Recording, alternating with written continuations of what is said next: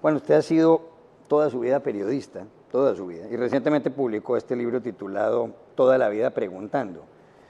Usted es uno de los entrevistadores españoles más célebres. Aquí hay entrevistas con Neruda, con García Márquez, con Benedetti, con Humberto Eco. ¿Para qué sirve el periodismo hoy? Yo creo que el periodismo sirve para lo que sirvió siempre, ¿no? Hay otros usos, pero sirve para que la gente sepa lo que pasa. Pero no solo lo que pasa, sino lo que piensa, lo que inventa, lo que sugiere, lo que muestra su capacidad de inventiva, lo que sufre. El periodismo es el termómetro de la humanidad, es un oficio extraordinario. Y nosotros somos afortunados de estar en ese oficio invencible. Yo estoy desde niño en eso y no me arrepiento ni un segundo, aunque todo el tiempo quisiera dejarlo. ¿Por qué? Porque es un oficio que requiere una enorme atención al otro y un descuido de uno mismo. Entonces, todas las personas somos dos, y hay uno que es periodista y otro que no, dentro de nosotros mismos. Y el que no quisiera tener tiempo, quisiera ser el que está respondiendo, quisiera ser el que está escribiendo los libros de los que el otro te habla, quisiera estar inventando la penicilina, quisiera ser el corredor que ha ganado la prueba, quisiera ser Messi y no el que lo ve y cuenta cómo lo hace. Un periodista, en realidad quiere ser aquel sobre el que reporta. Y aquel sobre el que reporta no es uno es el que reporta. Y eso debe llenarnos de enorme respeto por el otro. Fernando Savater tiene una frase que dice que el periodista ideal es el que hace notar sin hacerse notar. ¿Hay mucho protagonismo de algunos periodistas? Yo creo que sí, yo creo que se desnaturaliza el periodismo y eso ha sido incrementado por la presencia invasiva de las redes sociales a disposición de los periodistas. Yo he observado que periodistas reputados o no tan reputados, cuando reciben un elogio, lo retuitean. Yo digo, pero ¿qué dirá el imbécil este? ¿Qué querrá decir de sí mismo? Si él es, seguramente lo que ha contado son adjetivos. Y el adjetivo es la enfermedad infantil del periodismo. Cualquiera dice un adjetivo en un bar, en la grada de un campo de fútbol, al salir del teatro.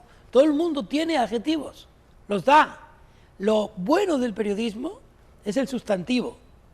Entonces, retuitear un elogio a ti mismo es tan perjudicial para tu alma periodística o de periodista como un adjetivo.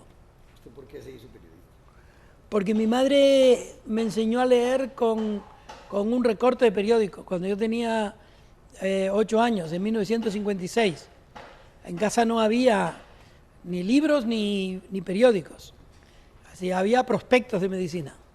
Pero un día llegó un recorte de periódico y mi madre, que leía con dificultad, aprendió a leer o reaprendió a leer enseñándome a mí a leer. Y yo, como escuchaba la radio, ya pude juntar las letras con cierta facilidad. Y a los 8 años yo aprendí a leer en una hoja de periódico que era un suceso la crónica de un suceso que había ocurrido en la isla de La Palma, en Canarias. La mayor parte de su carrera periodística la ha hecho en el diario El País de Madrid. ¿Cómo se vinculó al País? Porque hay una anécdota muy célebre de que usted insistió muchísimo para trabajar en ese periódico. Sí, bueno, yo vivía en Inglaterra, volví a Tenerife en el año 75 y un compañero, Ramón Chao, que trabajaba en la radio y televisión francesa, fue a Tenerife y me dijo: va a nacer El País, ¿por qué no te vas allí y pides trabajo? Y entonces yo tenía 23 años e insistí.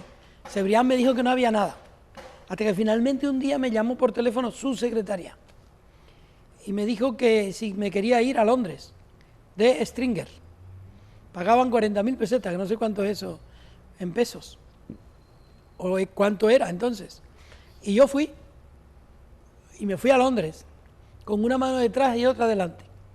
Recuerdo que me compré una maleta para llevar cosas y una radio para escuchar la BBC. Esa era mi oficina, la radio. Y bueno, ahí empecé. Usted ha entrevistado a muchísimas personalidades y a gente del común también. ¿Cuáles 3 o 4 entrevistas recuerda más?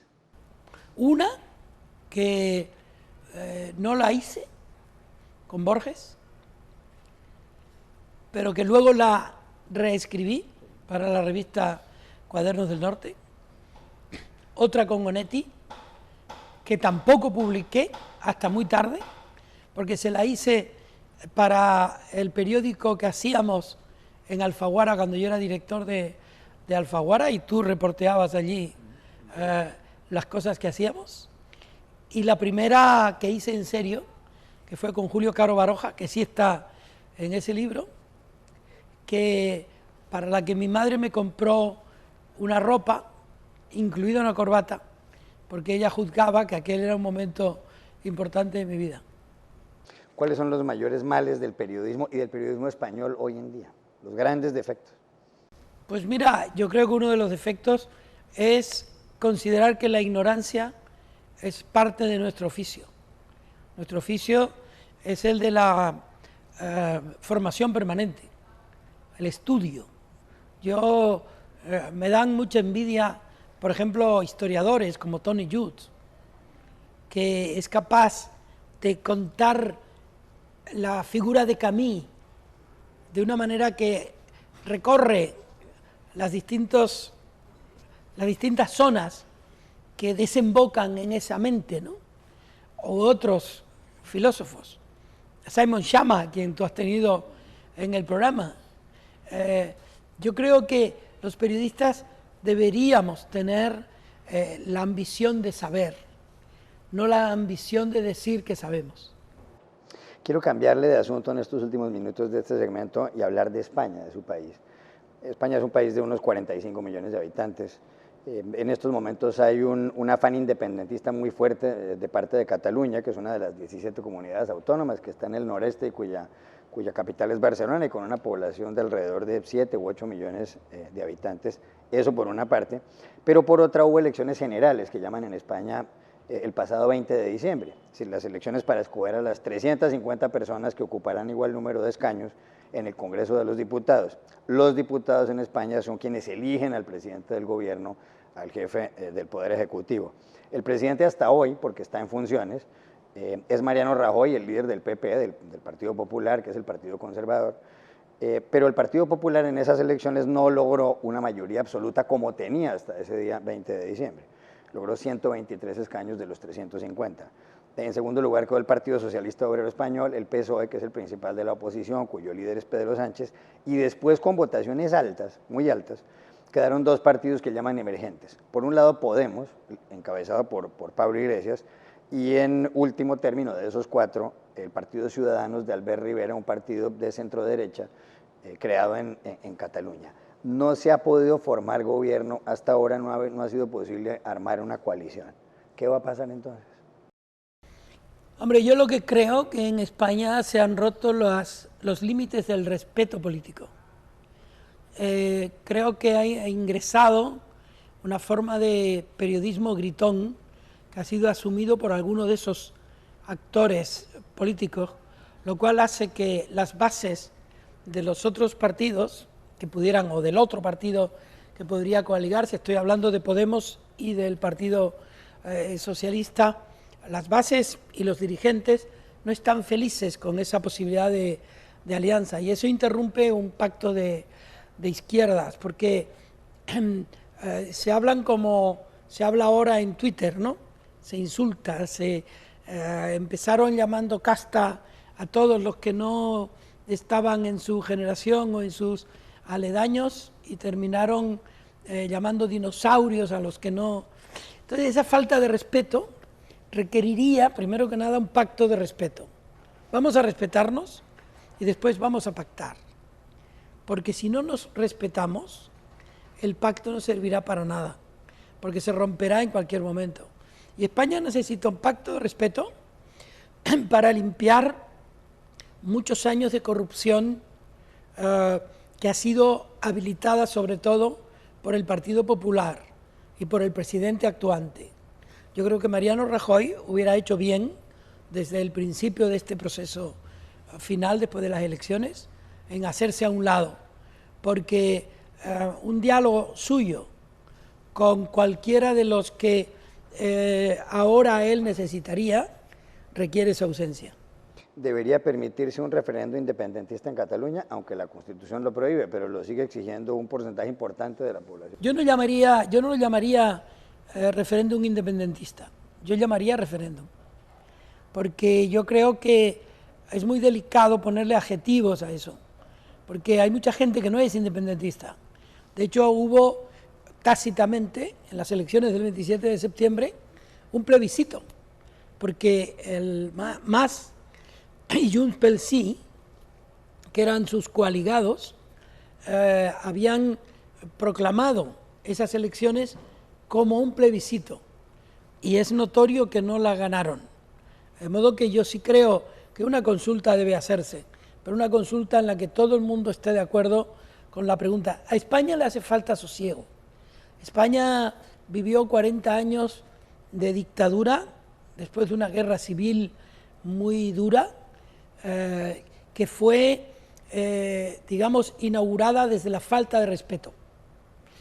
La falta de respeto que ahora se repite. Hay que leer el libro de Paul Preston, El Holocausto Español, donde explica lo que se decía antes de que se produjera la guerra civil. Debo decir, en honor a la historia, que quienes más hicieron por esa falta de respeto fueron las derechas, que luego fueron las que vencieron la guerra. Yo creo que ahora hace falta que la derecha que ha gobernado halle la manera de sintonizar con un centrismo que abandonó, yo creo que desde la época de Aznar. Una última pregunta, ¿debe continuar España con una monarquía? Yo creo que la monarquía no le ha venido mal a España. Yo no soy monárquico, yo soy progresista. Y yo creo que el progreso de un país se logra haciendo las instituciones fuertes. A mí me importaría, no me importaría una monarquía si la monarquía no se inmiscuye en asuntos de la justicia. Y ahora la monarquía, en cierto modo, está ajusticiada en Palma de Mallorca, porque está la infanta Cristina juzgada. Yo creo que si la monarquía no impide que España sea un país democrático y que, por ejemplo, ponga en su sitio a la Iglesia, que ha tenido una actuación deplorable en el franquismo y después, porque ha sido muy retardataria y retrógrada, ha impedido que la gente fuera más feliz y se casaran utilizando la ley del matrimonio igualitario. Si la monarquía no interrumpe el curso democrático, a mí me da igual la monarquía. Yo prefiero la república. Pero ¿y si la república tiene reyes, por así decirlo, peores que los monarcas actuales? Uno nunca sabe en España.